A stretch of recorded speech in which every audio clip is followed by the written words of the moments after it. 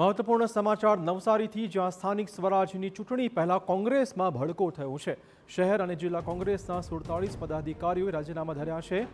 પદાધિકારીઓએ સામૂહિક રાજીનામા આપતા રાજનીતિમાં ખળભળાટ મચી ગયો છે। શહેર પ્રમુખની નિયુક્તિ વિશે વિરોધ નોંધાવી આપ્યા હતા રાજીનામા। શહેર કોંગ્રેસ પ્રમુખ પર કોંગ્રેસના પદાધિકારીઓના આકરા પ્રહારો સામે આવ્યા છે। શહેર કોંગ્રેસ પ્રમુખે પક્ષ વિરોધી પ્રવૃત્તિ કરી હોવાનો આક્ષેપ છે। ભૂતકાળમાં પક્ષને હરાવવા કાવા દાવા કર્યા હોવાનો પણ પ્રમુખ પર આરોપ મૂકી દેવાયો છે। પ્રદેશ મંત્રી, મહામંત્રી, વોર્ડ પ્રમુખ સહિતનાઓએ આપ્યા રાજીનામા। પ્રદેશ કોંગ્રેસ પ્રમુખ અમિત ચાવડાને ઈમેલ દ્વારા રાજીનામા મોકલી અપાયા છે।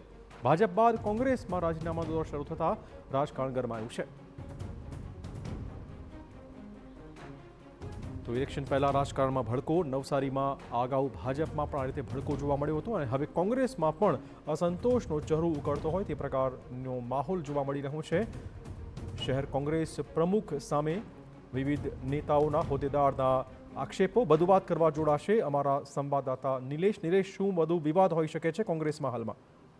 જી ચિરાગ, સમગ્ર જે ઘટનાક્રમ છે એ નવસારી શહેર કોંગ્રેસ પ્રમુખ દીપકભાઈ બારોટની નિમણૂક થતાની સાથે નવસારી શહેર ભાજપમાં જે ભડકાની શરૂઆત થઈ ગઈ હતી અને જે સમગ્ર જે નગર પૂરતી જે વિવાદો હતા એ વિવાદો હવે જિલ્લા સુધી પહોંચી ગયા છે। ખાસ કરીને મહાનગરપાલિકાની ચૂંટણી આવી રહી છે તેવા સમયે વિવાદિત જે વ્યક્તિત્વ કોંગ્રેસ દ્વારા પસંદ કર્યું હોવાનું જે આરોપો ગંભીર રીતે આરોપ કરવામાં આવ્યા છે અને જે કાર્યકર્તાઓ છે 50થી વધુ કાર્યકર્તાઓએ રાજીનામા આપ્યા છે। સમગ્ર ઘટનાક્રમને પગલે આજે આવનારી જે મહાનગરપાલિકાની ચૂંટણી છે એમાં મોટા વિવાદો સામે આવી શકે તેવી શક્યતાઓ જોવાઈ રહી છે। ધન્યવાદ નિલેશ, તમામ જાણકારી બદલ।